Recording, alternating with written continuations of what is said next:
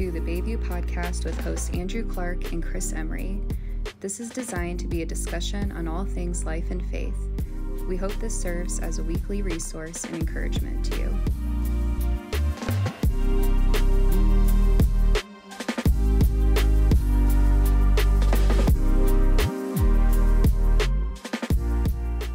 What's going on, everybody? It's Andrew Clark, your host here of the Bayview Podcast, back again with another episode, and joined as always by Mr. Chris Emery. Mr. Chris Emery, yes. How are you? Good, man. Hey, welcome, everybody. Glad to have you with us here each and every week. We look forward to this. We love hearing back from a lot of our listeners, how much you enjoy it as well. Yeah.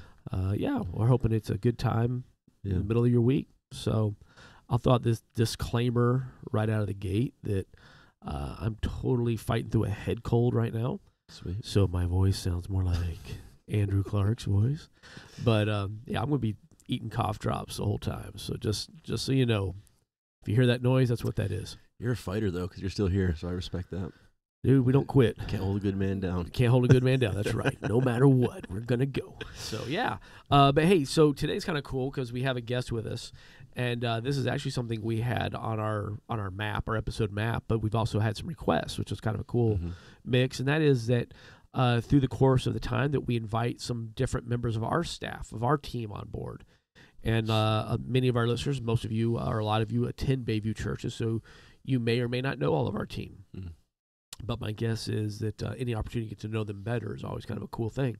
So this episode, we are joined by our digital campus and young adult pastor, Brock Emery. Welcome, Brock. That's a title on the works. It's a long one. We need like an abbreviation. On top of that, you're actually the producer of the Bayview Podcast. Correct. Yeah. And I think we've said this on past episodes that we are super, super grateful for all your hard work because between you and Jeremy, who is producing this episode, reality is this would not have ever come into fruition if you guys had not had the passion and drive. Not at all. Not at all. Yeah. I would probably I don't even want to think about how we would have tried to do it. So you were kind of the dreamer of it, and then you went and put the work in, and so I mean, you could set up a couple of iPhones, just call it good. I don't even know if we would have done that. I don't think we would have gone that far. We've done like two of them and be like, I don't like this. We were like selfie video podcast, weird stuff. Yeah. So no, it's good to have you here. It's a good time. I'm happy to be here. Yeah.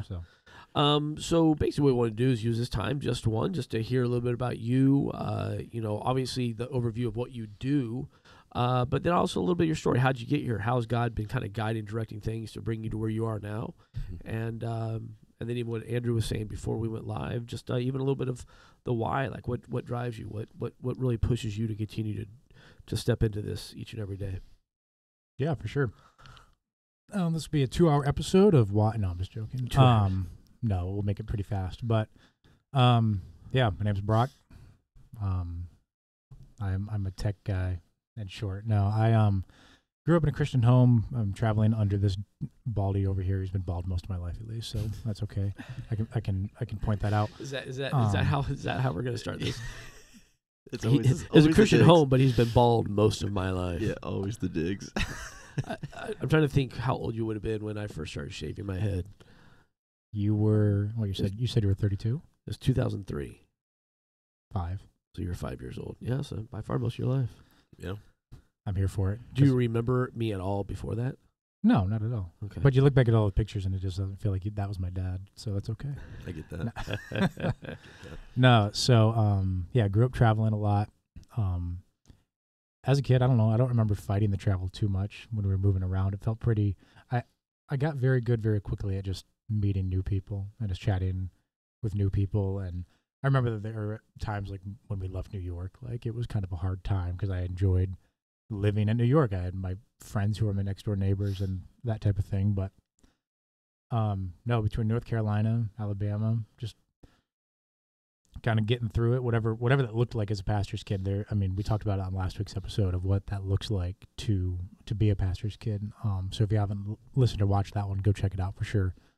But through all that, God is just kind of incidentally preparing me for things that I wasn't really expecting out of life. So always had an interest in video games, technology growing up. I mean, nowadays it's becoming more and more common. But I mean, I didn't have a whole lot of friends growing up who were like hardcore gamers like I was, I guess I would say. So nobody will ever beat me at Guitar Hero ever again. I am the best at it that I've ever met. That's actually almost true. I'm not even trying.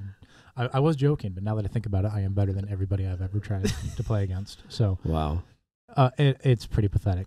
But you remember, I would spend hours up there just jamming away. I do remember. I remember before we moved from Alabama, there was like an actual competition at a local civic center or library. There's a library that my buddy dragged me to, and That's I was like the youngest there by like 10, 12 years. Yeah, you were super young. I think I came in third place. I was going to say, you were tearing it up. Like, you were blowing up people. It was pretty cool. That's incredible. It was pretty funny. Yeah, try me now. No. Oh my goodness! Wow. But so I'm just here for the call out. Is my strength. All right, so let's peel past those Anyway, layers. tech guy, video game guy, whatever. We get all through that, but yeah. So we grew up, moved to Michigan, ended up being the place that we would reside for the last we've been here 12 years now, 11 years, 13. I don't know anymore. But I mean, by far my favorite. I love the snow. Learned to ski, did all the stuff that any Michigan kid normally tries and does. Junior year of high school, I felt like I don't want to say being called. All my friends are doing it, and my chemistry teacher, Mr. Watterson, Dr. Watterson, believe he has a doctorate.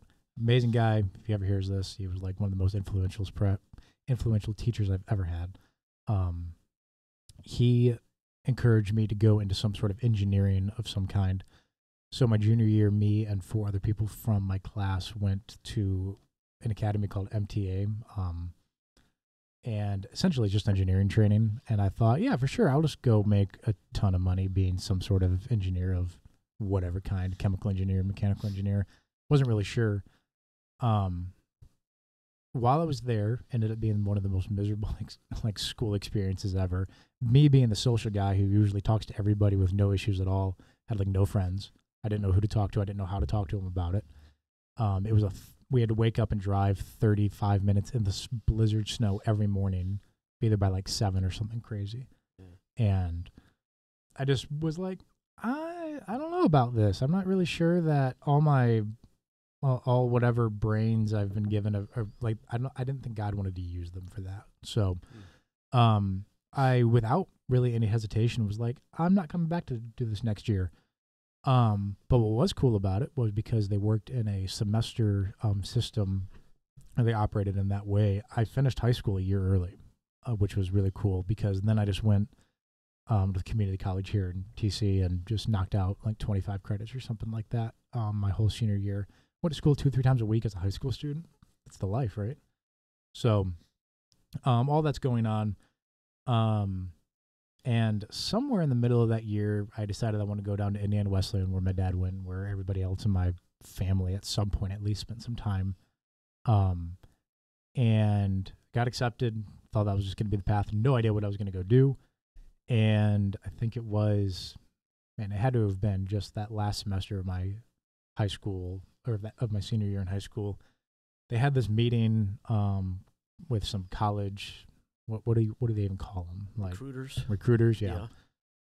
So a couple of recruiters came from a small college called Grace Bible College down in Grand Rapids, and one of the recruiters kind of looked a little familiar, and I wasn't really sure why. I didn't know why, but the whole time me and her were kind of just exchanging eye contact, like we know each other from somewhere. We have to know each other from somewhere, and it ended up being one of our old neighbors, one of my old friends from New York when we were younger. Mm-hmm.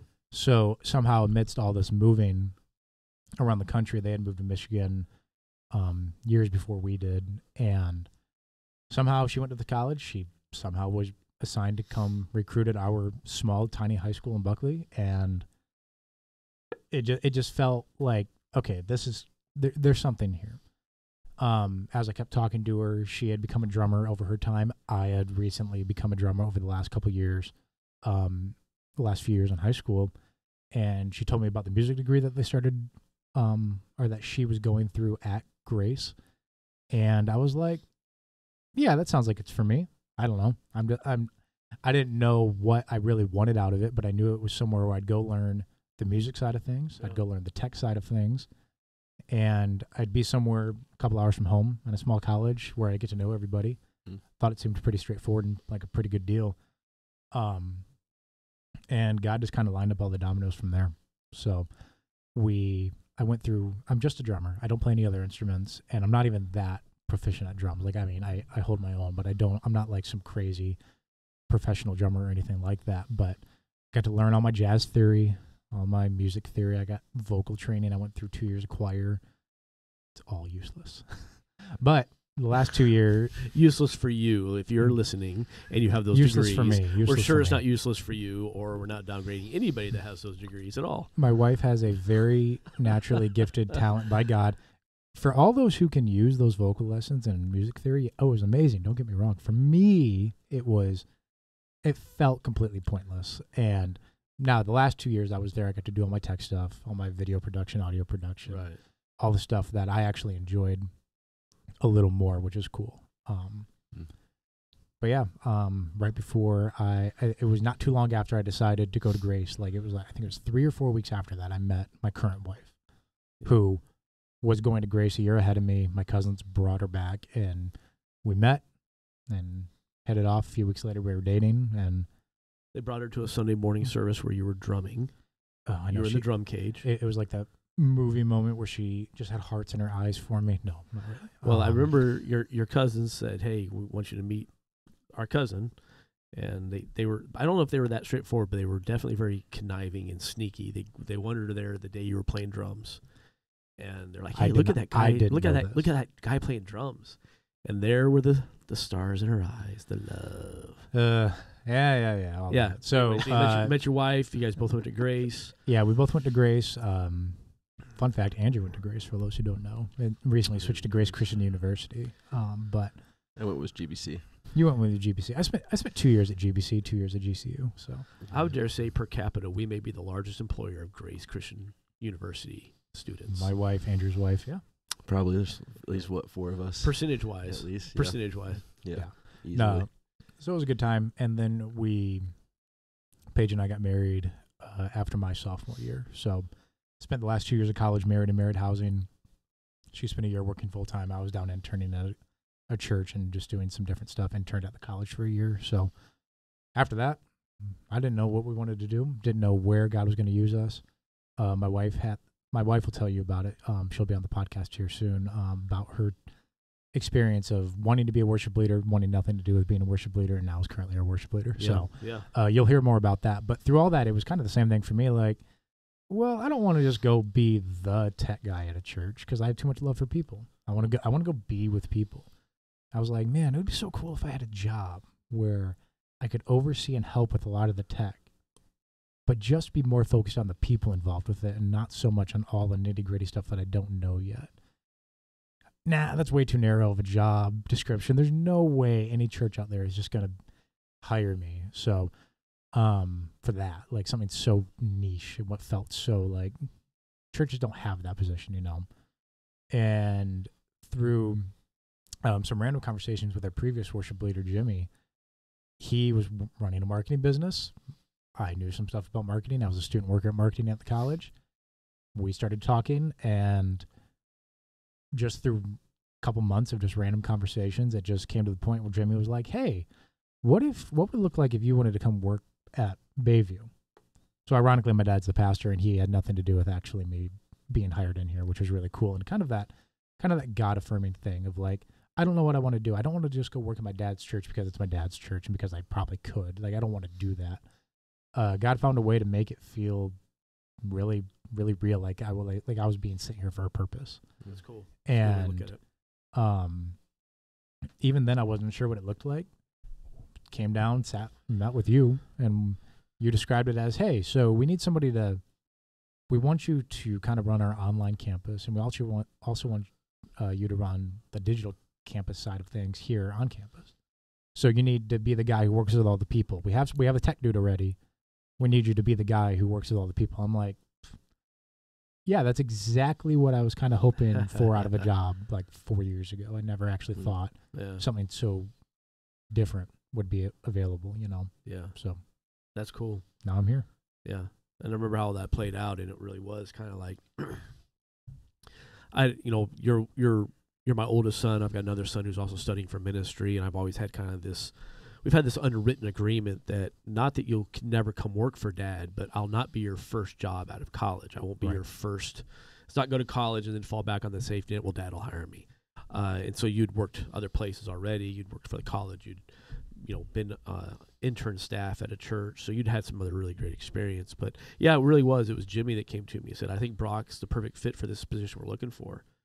And so I think there was just a really great God moment there, the way he fit that together. And your job has certainly shifted, and as all of our jobs, it's evolved into different things, different focuses. But I don't think there's any doubt about it that God has brought you here for a specific reason, and the fruit of that has already been felt in a huge way. Yeah. So as we, all three of us were on ministry, and that's a huge privilege. We love it. Mm-hmm. But like any other job or any other calling, there are certainly days where we wake up and it's like, yeah, not today. Yeah, I'd rather call in, or I'd rather mail it in, or, there's just that moment. Tanks are empty, whatever. But we fall back on something that keeps us going. So if you had to describe that, what is it that on the days where you're not feeling it, what is it that keeps you going? Yeah. So growing up, I don't know if it had to do with moving around so much. I don't know if it had to do with how you guys raised me, just how my brain's wired.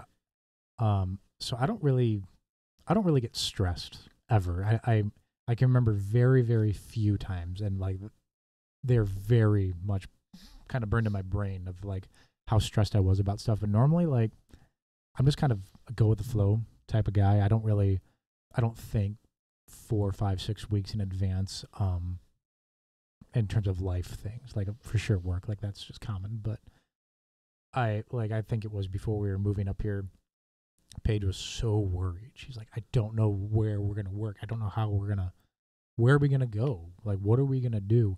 I was like, I don't know. It's okay. My parents did a very good job of raising me with this whole, God will take care of everything for you as that time comes, and it's in his time. And so, through all that, I've just kind of trained myself to live on that motive of just, it's okay. Things right now may be busy. Things right now, you may not know what's going on. You may not know what to do.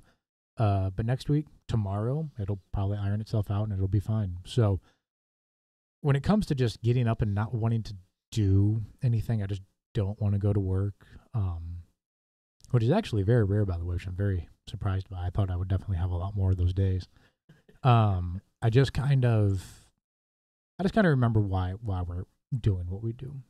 We do it because God called us here. We do it like God's been so good to us, at least my family, I'd say, and just all the families that I know. Like God's been so good to us. Why can't I just get up an hour earlier and go take care of this problem or this event that's going on? Like, what's actually so hard about it? I don't know. Is it an inconvenience to my day? Sometimes, but just because it's an inconvenience to my day doesn't mean that it's not going to be infinitely impactful for somebody else's. Mm-hmm. And I don't do that, so I feel that. I very rarely. I don't like receiving good feedback because it makes me feel like I'm the center of attention. I don't want that. Mm-hmm. I want whatever is being done to be kind of shown through God's love, and I just try to carry that the best I can. And sometimes it's come off as conceited in previous times in my life, but I certainly have never meant it like that. So, I don't know. I don't get burnt out too easy. And luckily, the staff culture here and the environment we're in does not set you up for burnout very well. So, you'd have to try pretty hard to get burnt out, I'd say. At least here. At least I'm saying that because God has blessed us a lot here. And God has blessed me and my family and just what we need to contribute here while still living a healthy personal life. So. That's good.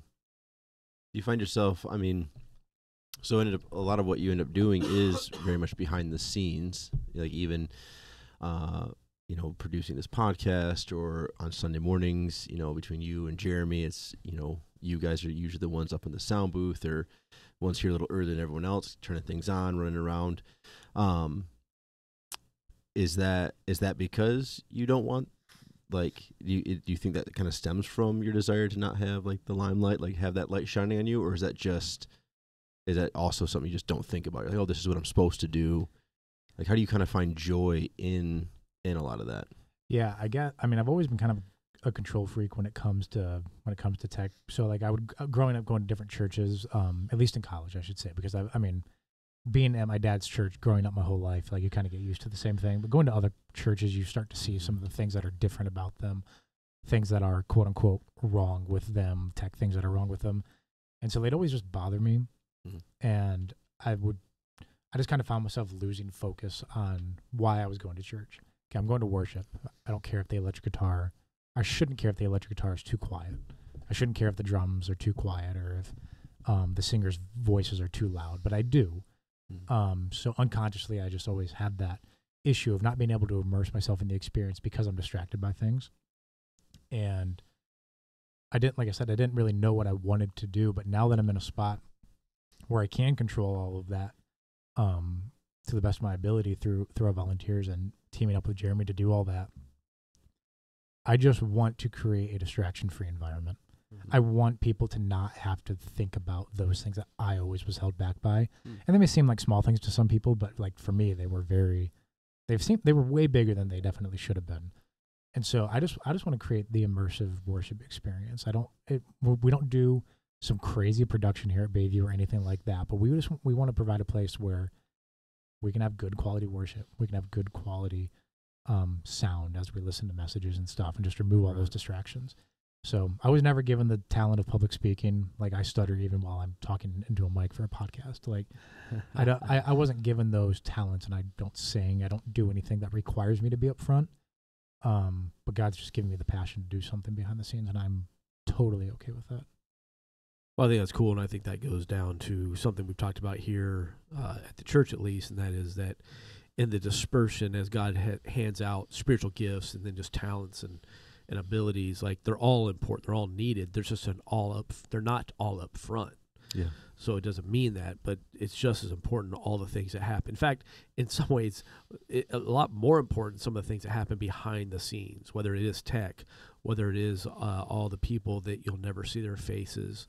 But I even think of the prayer teams that meet, in the back rooms that are praying. And I mean, how important is that? How huge is that?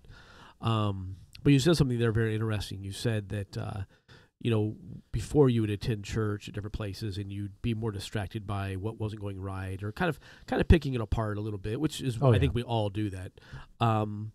And it was interfering with your ability just to be in the moment and be there. It's really a challenge for everyone in ministry. So describe how that works for you now, because every Sunday we all come to work. So we come here and we grind, we come here and we have a lot of tasks. How do you find the ability to still accomplish all of that work side of it while still growing yourself and being fed spiritually yourself? Yeah, that's actually something I've been challenged with over the last year. I think the first year I worked here, it was like, cool, I get to go to work, I get to go do what I wanted. I came from a college where we went to chapel 4 times a week, so I was fed a lot in college. So I think for the first year of my time here, I unconsciously felt like I was fine. I didn't feel like I was missing it too much, almost because I had I don't want to say burnout from it or hurt it too much, but I was just kind of ready for a break. Right. And that, of course I struggled with whether or not that is even okay to feel that way.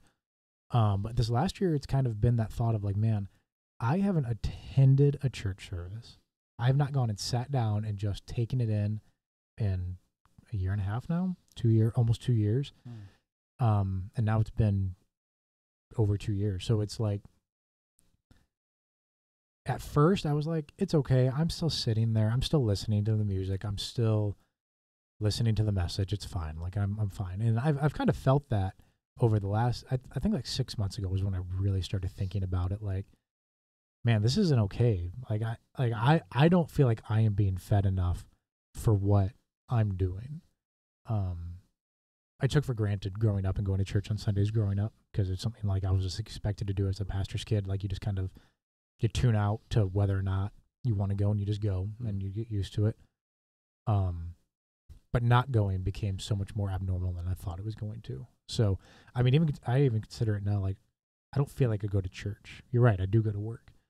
So I just have to make sure I'm feeding myself from different outlets, whether it's reading my Bible more, listening to different sermons from different people that I see on Facebook, or a few that I just listen to on Spotify every now and then. Just whatever that is, I just need to make sure I'm getting fed from somewhere else so that I feel like I'm doing it intentionally. And that way it helps me feel like my relationship with God grows easier through that than just force myself to, oh, well, there's 2 services here. I'll just listen to the first one and work the second.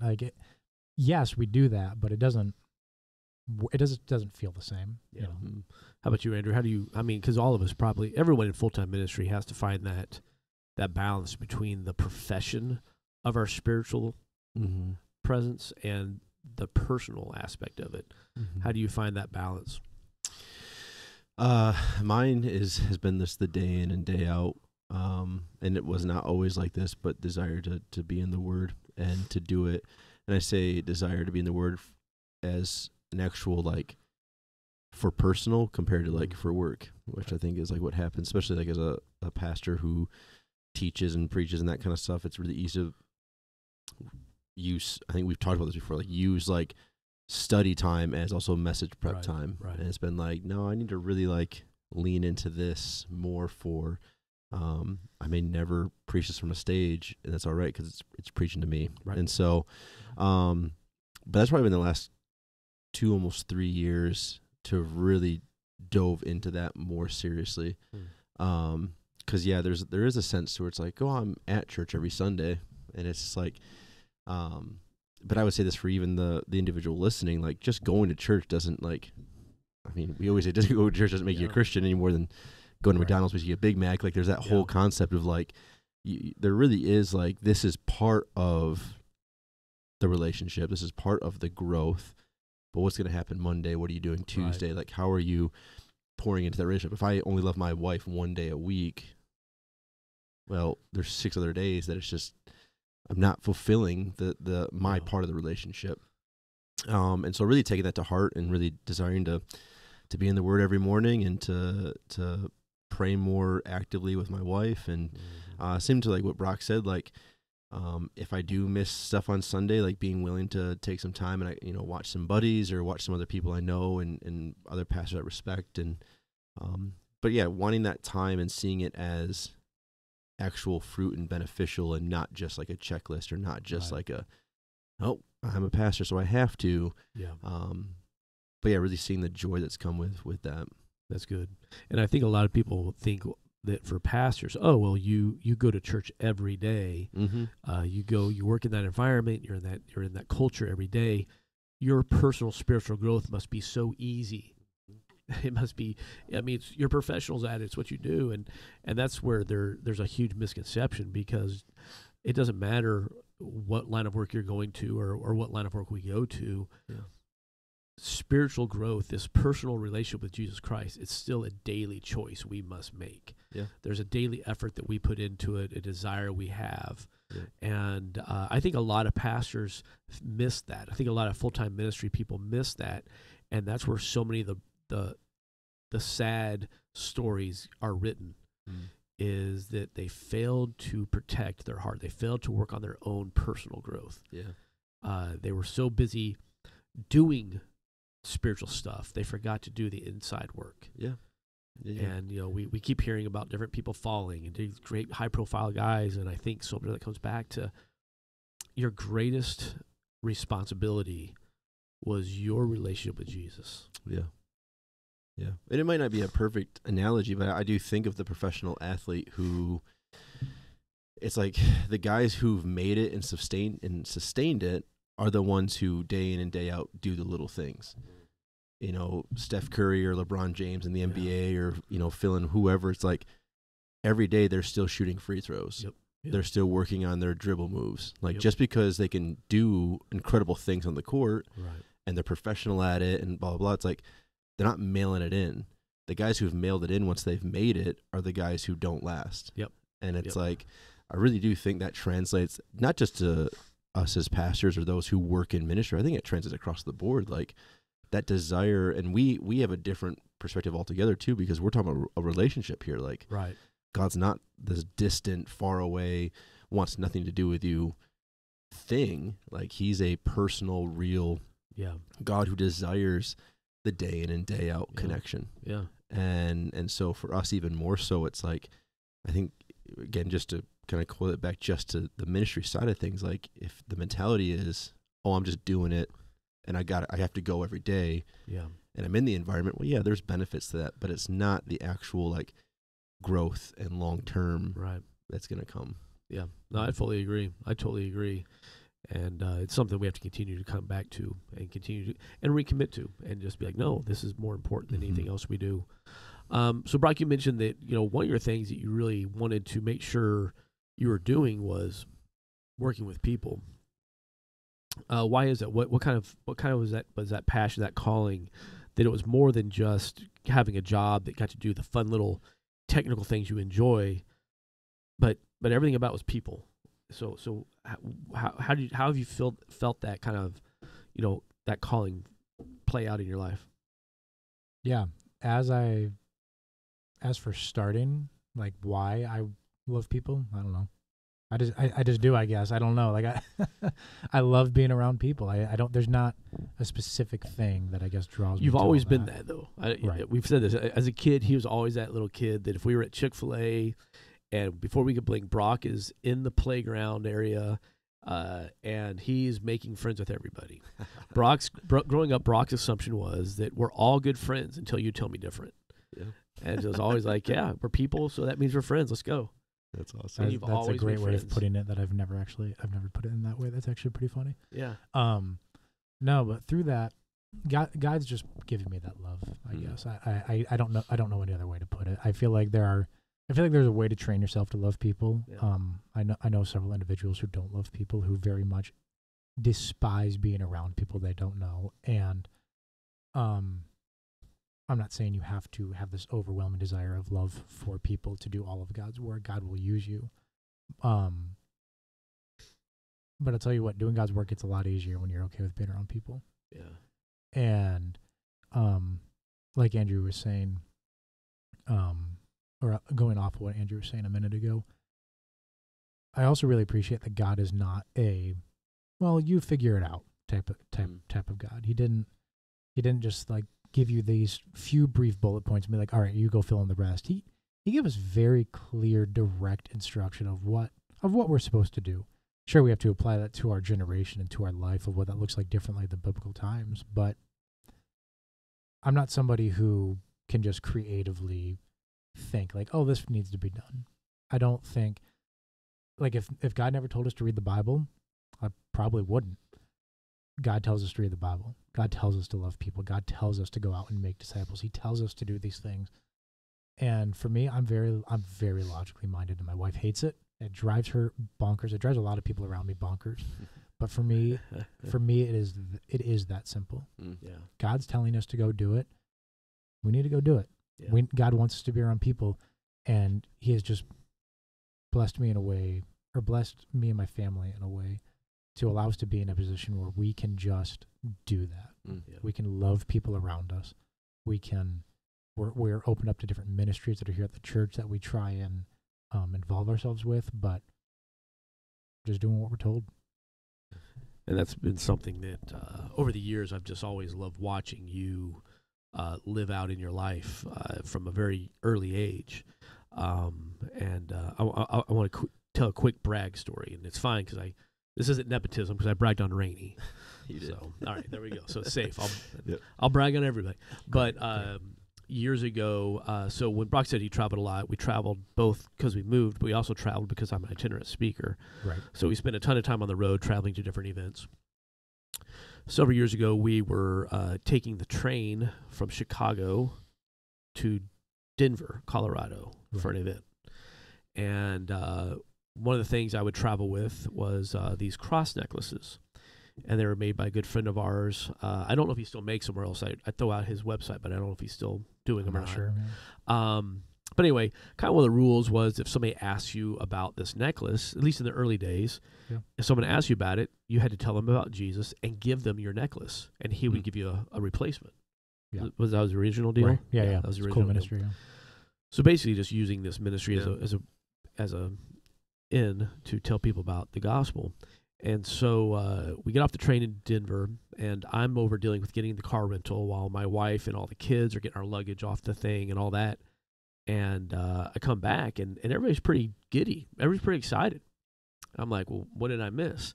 And so my wife begins to tell me the story of how Brock was there at the counter getting our luggage, and the guy behind the luggage counter was a large, and at the time, angry, kind of gruff, short, kind of rude, being kind of, just, not having a great day. Yeah. And somewhere in the midst of all of that, he noticed that Brock had on this cross necklace and said something very short, like that cross necklace, right? Was it something short like that? Yeah, I think so. It was pretty blunt, like, well, nice necklace. Mm-hmm. Well, Brock, being logical, well, if you ask me, I have to tell you about Jesus. So Brock proceeds to share Jesus with this guy across the counter and tell him why he wears the necklace and who Jesus is and who Jesus wants to be in his life. And I don't know that the guy accepted Jesus necessarily, but Brock said, well, but on top of all this, I have to now give you my necklace. And he's like, no. Brock, no, I have to give you my necklace. And so Brock, kind of the well, are you sure? Well, I can pay you for it. No, dude. No, that's not how it goes. So Brock I'll get another one. Fits this necklace around this guy's large neck. It was more like a choker on this guy. So anyway, they're telling me all this story. I'm just like, I'm totally blown away. Like, oh my goodness. Well, about that time, we're walking out off the loading area there, and here comes this guy. He's driving the little luggage train thing, and he is in front, and there's his necklace, and that dude has a grin on his face, ear to ear. Wow. And it was just for me, it was just one of those cool moments of watching Brock just love people, no matter how unlovable they're trying to be. Mm-hmm. And there's more stories like that, especially the necklaces, but just that Brock has done, and whether it's Brock picking up hitchhikers when I've told him don't pick up hitchhikers. I have never done that. Actually, no, I have done that. I have done that. You did that, and you you participated in a drug deal. No, there was one time that I actually did participate in a drug deal. I did not know I was being drug on. I know you did not, but I'm just saying. I remember calling my wife, hey, this dude asked for a ride, so I'll give him a ride. Didn't answer my phone for like an hour. You're a drug mule. My wife thought I died. It's fine.